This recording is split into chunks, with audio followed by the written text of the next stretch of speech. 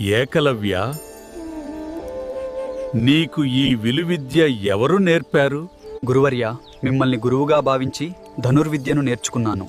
నేను నిన్ను శిష్యుడిగా స్వీకరించలేదు కదా.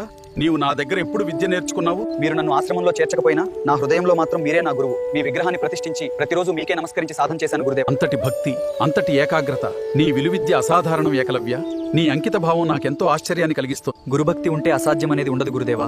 మనం ఎంతటి కష్టమైనా అధిగమించవచ్చు. మీ ఆశీస్సులు నాకు ఎల్లప్పుడూ తోడుగా ఉండాలని కోరుకుంటున్నాను. అయితే గురుదక్షిణగా నీవేమిస్తావు? అంటే నీ విద్యకు ప్రతిఫలంగా నాకేమి ఇవ్వగలవు అని అడుగుతున్నాను. నా ప్రాణం కావాలన్నా సమర్పిస్తాను గురుదేవా. ఆజ్ఞాపించండి. నీ కుడి చేతి బొటనవేలు గురుదక్షిణగా కావాలి.